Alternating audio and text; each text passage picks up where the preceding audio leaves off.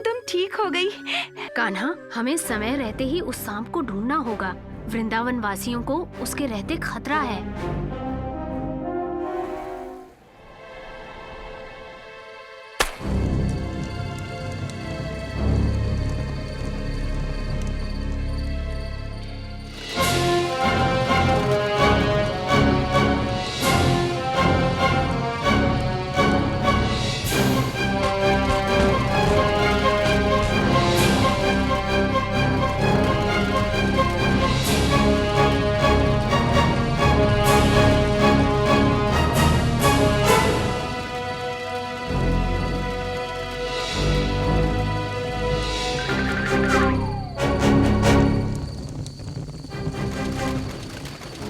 दोनों कौन हैं? हमारे जंगल में क्या कर रहे हैं?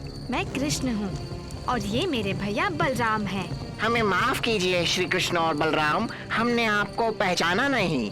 हम यहाँ एक दुष्ट सांप को ढूंढ रहे हैं जिसने वृंदावन में सबको परेशान कर दिया है। श्री कृष्ण बलराम, इस वन को और वृंदावन को तहस नहस करने वाला दुष्ट वृत्र सांप दक्षिण की तरफ गुफा में रहता है। हमारी मदद करने के लिए धन्यवाद।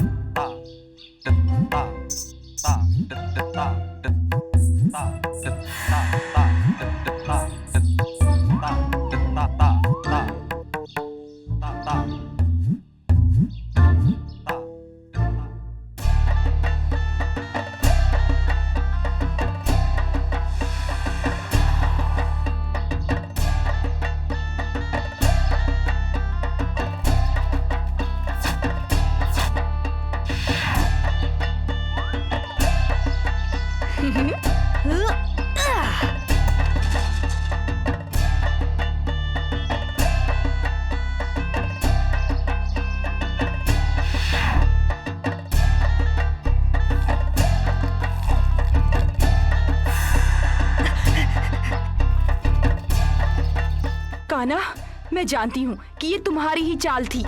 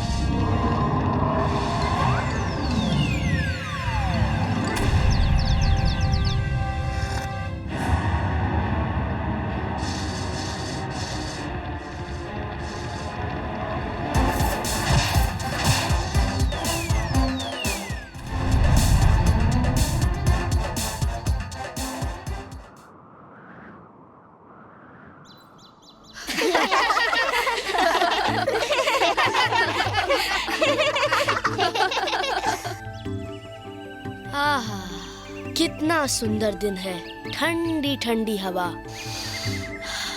और ये फूलों की सुगंध, सचमुच बहुत ही मनमोहक है ये सब। क्या बात है कान्हा, आज बड़ी कविता सूझ रही है। राधा, यमुना के इस मनमोहक दृश्य को देखकर तो कविता आ ही जाती है ना? अच्छा। अरे सुनो, कहाँ खो गए दोनों? तो आज हम सब क्या कविता ही करते रहेंगे? अरे नहीं उधो, हम तो यमुना के किनारे की इस नरम नरम मिट्टी पर अपनी गेंद से खेलेंगे।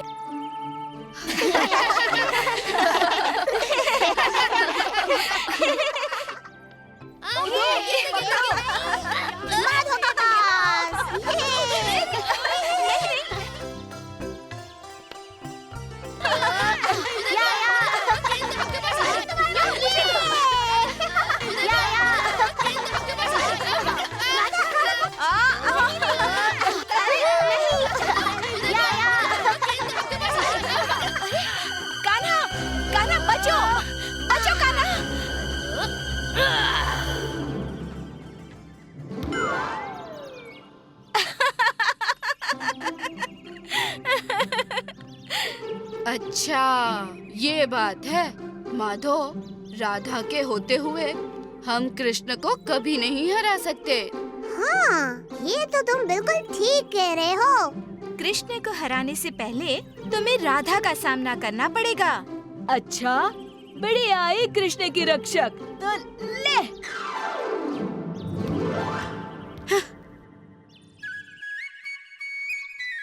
कृष्ण को हराने के लिए राधा को हराना होगा और राधा को हराने के लिए पहले कृष्ण को हराना होगा। ये तो एक पहेली हो गई जिसे सुलझाना हम लोगों के बस में तो नहीं है।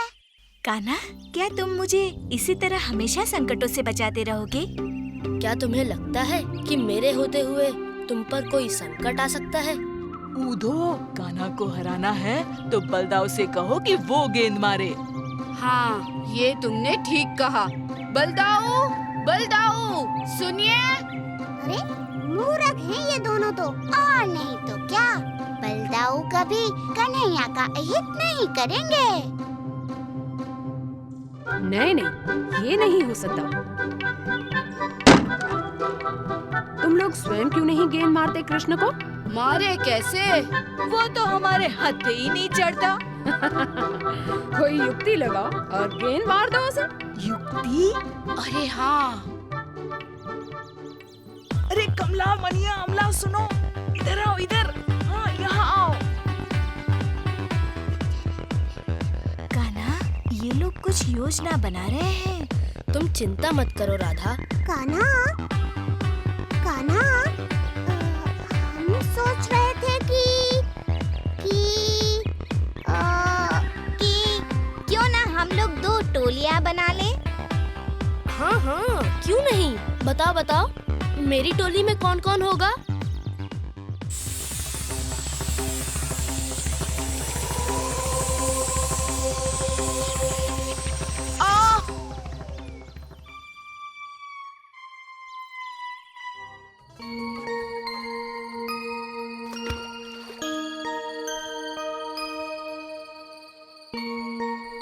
वो तारा देखो, सब में से बड़ा और उज्जवल है।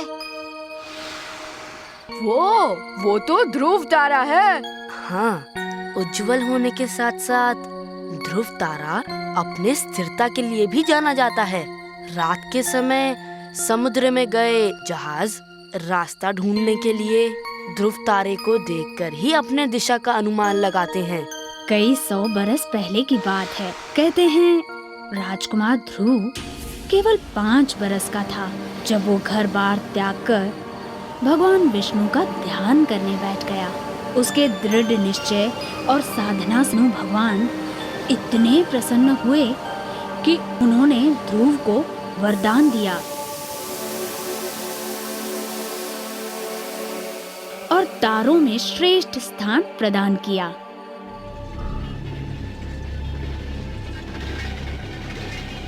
हमारा रास्ता छोड़। दिखता नहीं, दैत्य नरेश की सवारी आ रही है।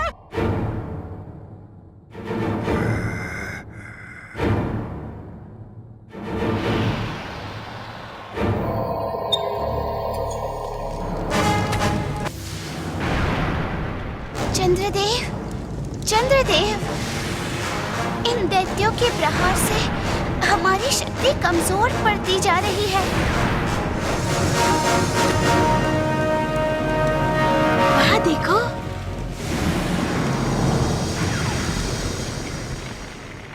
अरे ये क्या है? ये जो भी है तीव्र गति से इसी ओर आ रहा है।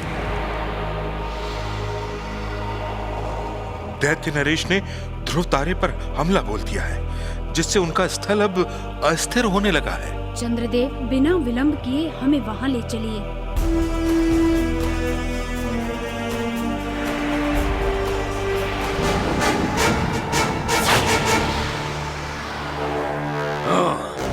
कितनी आश्चर्य की बात है, ध्रुव और चंद्रदेव जो हमारा सामना नहीं कर सकते, वो अब इन दो बालकों की सहायता लेंगे।